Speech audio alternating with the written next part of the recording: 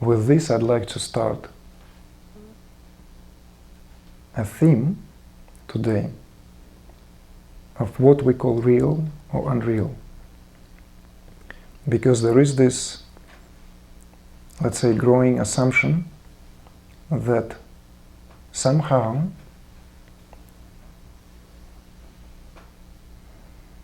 what belongs to the sphere of manifested world gains this status of being just having no substance to it. And some teachings are actually based on these assumptions. Some teachings are actually,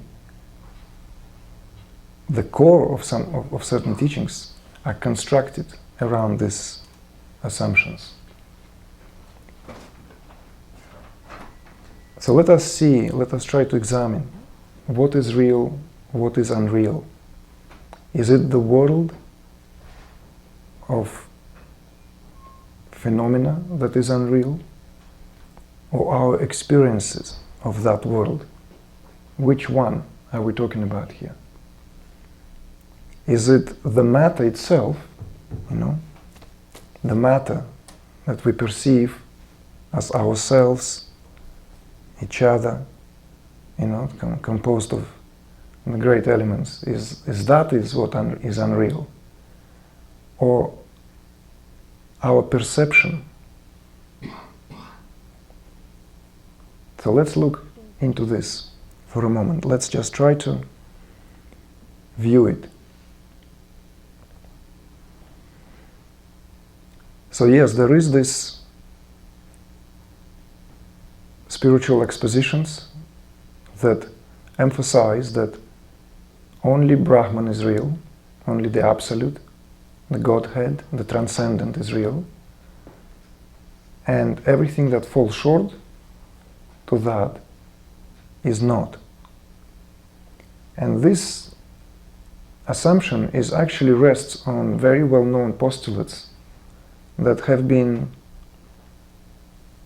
put forth by great sage Adi Shankara around 8th century, which actually has 3 lines. In translated version it sounds something like, the world is unreal, only Brahman is real. The world is Brahman, or Brahman is the world. So from immediate from the glance we can see that there is immediate paradox, because as far as the first 2 lines there is no problem. The world is unreal.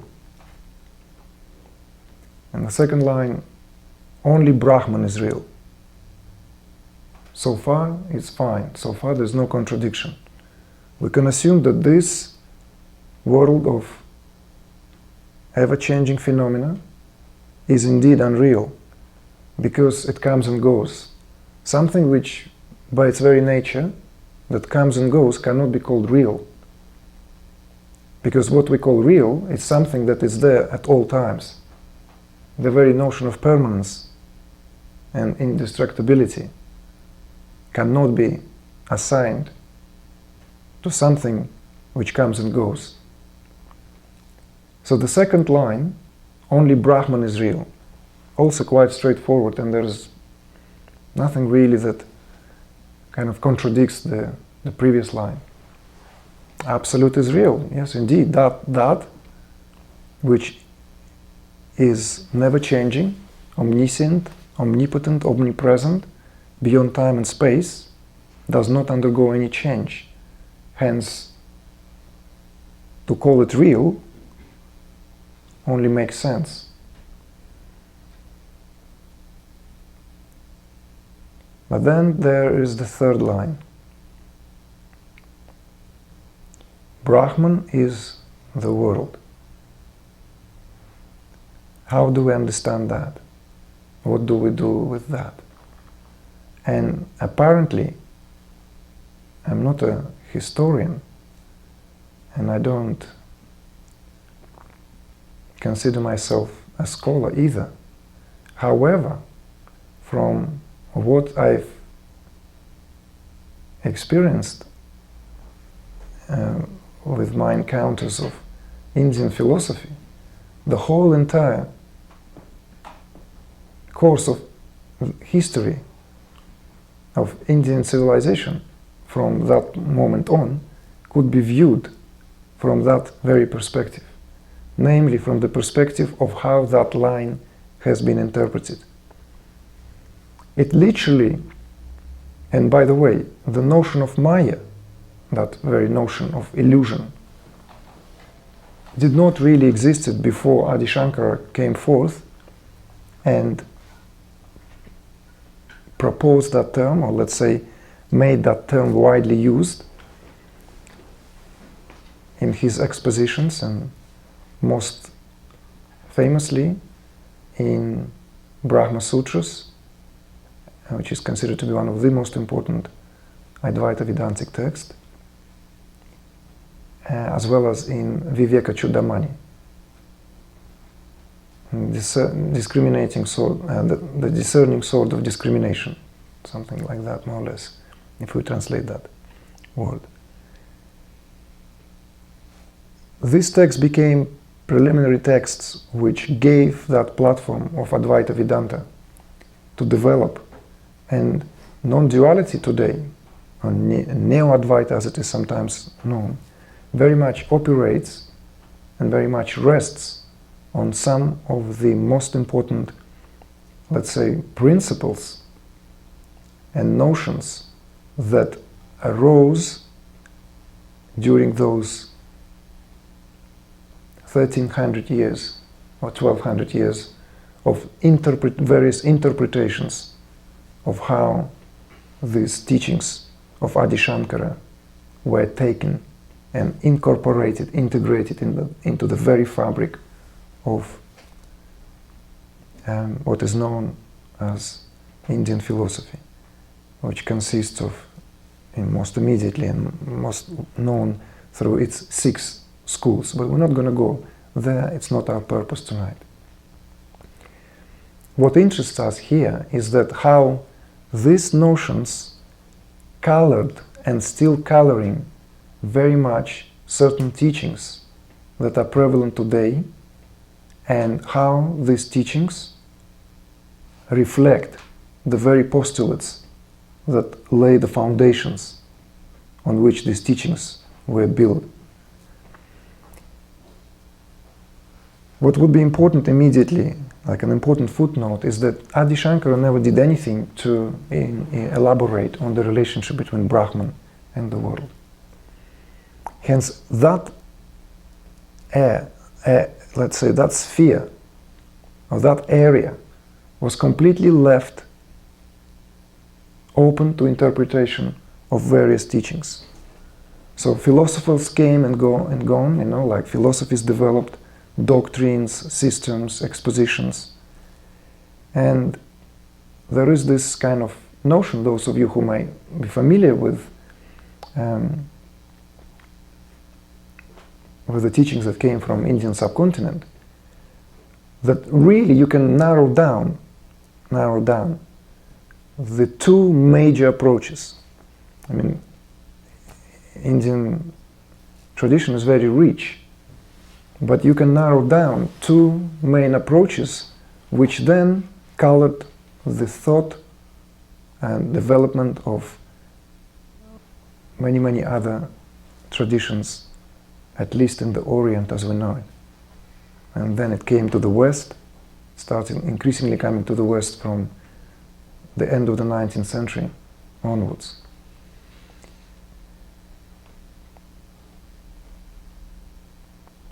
So that notion, that relationship between Brahman and the world was never reconciled. For whatever reason, Adi Shankara left it as an open question. He left it open to manifold interpretations. And that in itself kind of propelled of taking these statements at their face value.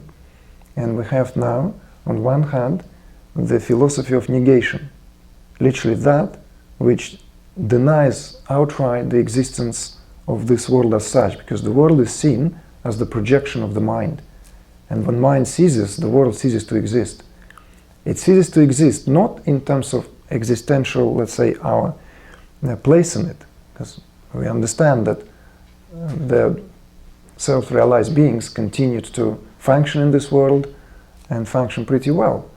But what some of these, let's say, ideas suggest is that this world only exists in the mind, and as long as the mind settles down, as long as the mind is being absorbed in the self, the world ceases to exist because it was unreal to start with. It is unreal to start with. So that is the kind of like the philosophy, or let's say the approach of negation in kind of like on a popular level. It is known as spitting it out. Yet at the same time, around, let's say, 8th to 11th century, which considered by many scholars as the Renaissance in India, and not only in India, it was the Renaissance in Central Asia, in many other parts, in many parts of China, when various spiritual teachings thrived. And this is also the time which coincided with appearance of first most important Sufi teachers and teachings, as well as the emergence of Tantra. Tantra itself, obviously did not just, it's not an invention. It has its roots in Vedas themselves, in Vedic, let's say, tradition, and most commonly historians and scholars associate Tantra with the Atharva Veda, which is the least known of all the Vedas. There are four principal Vedas: Rig Ved, Samved, Yajurved, and Atharved. And out of all these four Vedas, all the other branches of knowledge spring out. But they are the four major Vedas. It's the real corpus of all Indian tradition. You can find affinity to what has been, let's say, expressed through these Vedas in the entire output of Indian lore, from the Puranas to the Upanishads to all the epics and down to the more modern, let's say, scriptures that were orally transmitted from our era. So this arrival of Tantra, and Tantra is sometimes also called as a fusion of what was best at the time, on one hand, that what was available in Vedic knowledge, in the classical Vedanta, with all these kind of like a bit peculiar practices among the yogis, namely the Nath yogis, those who were kind of like, traditions that were considered to be a bit more streetwise, always passed in secrecy and what have you. So that Tantra, and there are many, many different Tantras, was a radical departure from that classical idea of the world, Advaita, and let's say the Advaita Vedanta, which goes all the way back to Adi Shankara, because Adi Shankara helped to formulate the most important principles. In fact, all four Mahavakyas that are known in Advaita Vedanta, the four sayings, they are all attributed to Adi Shankara. Not that he invented them, but he just put them into the context of that, let's say, cultural awakening. Tantra, on the other hand, as it was increasingly developing throughout the 8th to 10th, 11th, 12th centuries, there was this entirely different perspective. And the perspective was that this world is not viewed as being unreal, but instead it was viewed as the manifestation and expression of pure consciousness, pure awareness, and where the Advaita Vedanta operated with the concept of Brahman.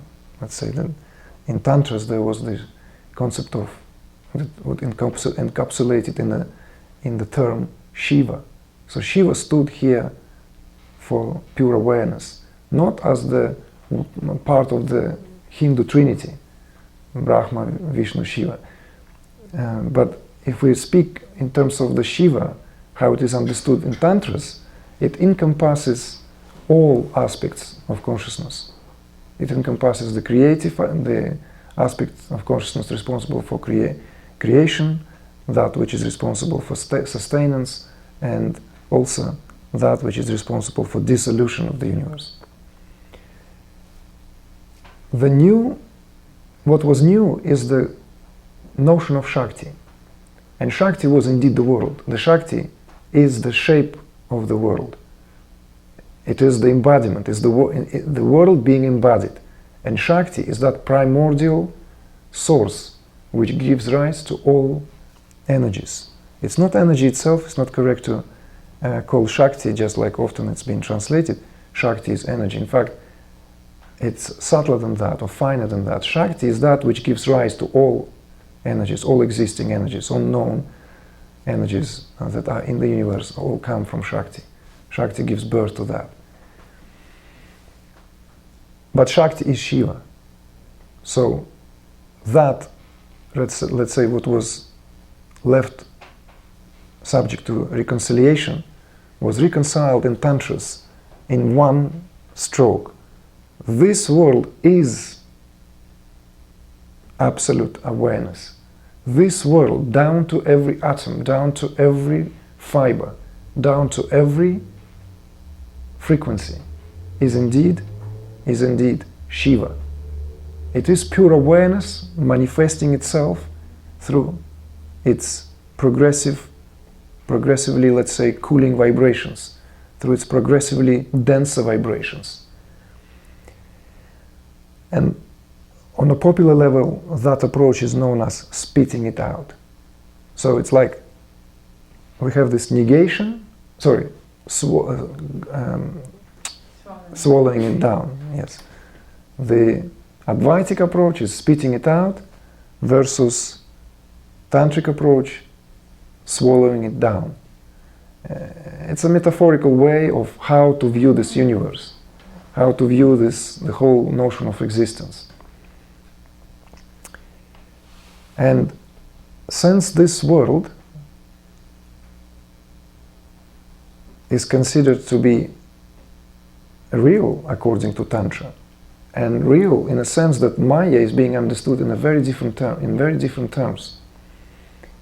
Although it is obviously agreed that this world is ever-changing, passing phenomena, it is, however,